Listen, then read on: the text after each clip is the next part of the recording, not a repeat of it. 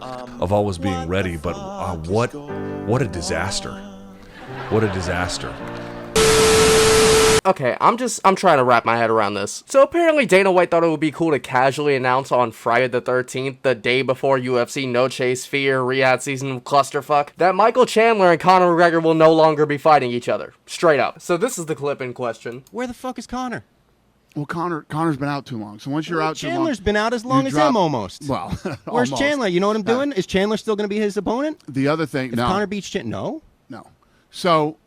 Whoa, you just slid that in. That guy's face perfectly represents exactly what the fuck my reaction and everyone else's reaction was. Whoa, you just slid that in. No? No. Because Chandler had the 2024 ultimatum? Is that Chandler's choice? No, Chandler said, I'm done waiting. I want to fight. For real? Mm-hmm. This is like huge breaking news. Yeah, come out tomorrow. Unbelievable. Yeah. Oh, my God. But yes, it is confirmed, 100% official. Michael Chandler is going to be fighting Charles Oliveira on UFC 309 in New York City, a rematch from their first fight back in May of 2021. ESPN seems to have a clip of Michael explaining himself. I beat Charles Oliveira, I become the #1 contender. I beat Charles Oliveira, I can choose to go fight Islam or Arman. I believe it's going to be Islam.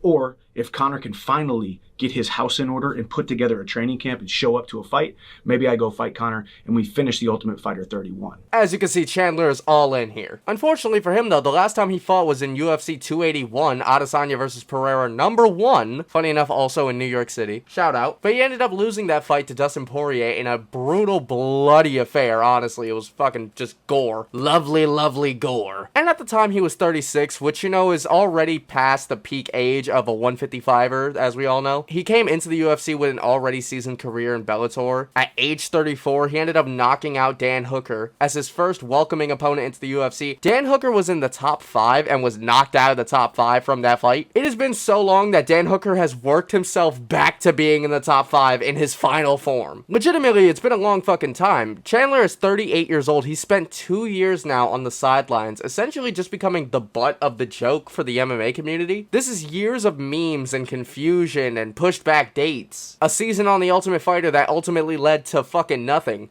A season that Chandler dominated and honestly gave us a lot of funny moments, I'm not gonna lie. But I think what really kind of sunk Michael Chandler's stock during this 2 years can be cycled back to a quotable from McGregor that we heard even in the trailer for the Tough season. You'll do what you're told. You'll do as you're told. And for 2 years, essentially, all we've seen is Michael Chandler post motivational clips of seeing you at the top and all that shit, waiting for Conor McGregor to have an official date, waiting for this big payday, the red panty night, the infamous red panty night. And the whole time we've been asking ourselves, why doesn't Chandler just take another fight, because it doesn't look like it's surely gonna happen at all. The entire time we're being reassured like, no, he's getting paid like uber fucking money. He's getting paid like the same amount for like 5 fights or some shit. It's all gonna work out just fine once he's in the cage with McGregor. And then they had the date officially set for UFC 303. Everything looked like it was going great, and then Conor McGregor's toe decided to snap like some fucking stiff ravioli. So then I guess that was the straw that broke the camel's back. I guess that's officially what has ended it. The 2-year-long McGregor-Chandler era is over, and my God, we are left in a fucking mess. What makes this so random as well is that Conor McGregor just released some training footage, some recent training footage of him after some, you know, sightings of him at multiple locations, partying, drinking, handing out shots at the pub. And this happens all the time with McGregor, like, let's be real. Conor will release training footage or they'll announce a fight date, then out of nowhere we see him drinking and partying again, then there's no news about it, and then we get another fight date and more training footage, and the cycle repeats. It's honestly so fucking weird because it's not even Michael Chandler's career that's just been in limbo, it's Conor's too. Conor has been in career limbo for 2 years here. For 2 years, all we keep getting updates on is that he wants to fight, he's struggling to get a fight, he just for some reason cannot schedule something with the UFC that's concrete. And Conor was seen immediately after the news was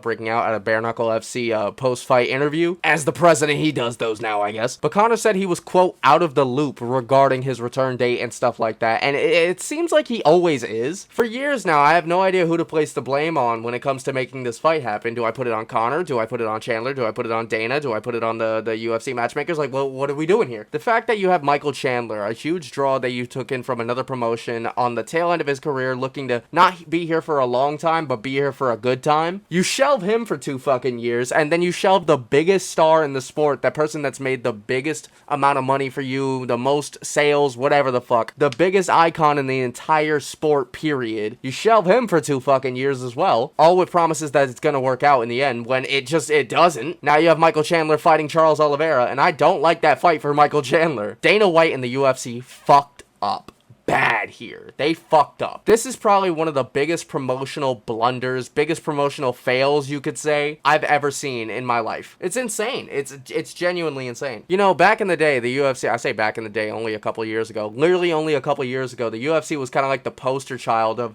giving us the fights that we wanted and not having, you know, certain fighters wait for years and years just to not fight each other or to like out-contract each other in some weird fucking way. Now it seems like this is happening every other week with the UFC. It's weird. There's always like a weird controversy going around with like the UFC and its matchmaking and whatever the fuck is going on. Whatever the fuck is going on over there. Conor still doesn't know when he's going to come back. Apparently he's aiming for like a January return date. And it might be against Dustin Poirier of all fucking people. Dustin Poirier ended up retweeting 2 tweets that were posted towards him saying, "Oh my god, it's McGregor," and "Bro, you really got the Conor fight. Congratulations. Beat him again." So it looks like Conor McGregor versus Dustin Poirier number 4 is a possibility, but also we might get Dustin Poirier versus Justin Gaethje number 3 instead. Justin Gaethje ended up listing a couple fights that he'd be interested in, naming Dustin Poirier in one of them, and Dustin Poirier seems to be down for it. I don't know why they all decided the night before UFC Noche to kick everything the fuck off for the lightweight division, but shit's getting active now. And Conor did eventually give his own 2 cents in tweet form, as he usually does, towards Michael Chandler and Charles Oliveira being made. Chandler saw that takedown getting stuffed and molded and officially dipped. Little fat pussy. I'm at the Hard Rock Hotel in Florida.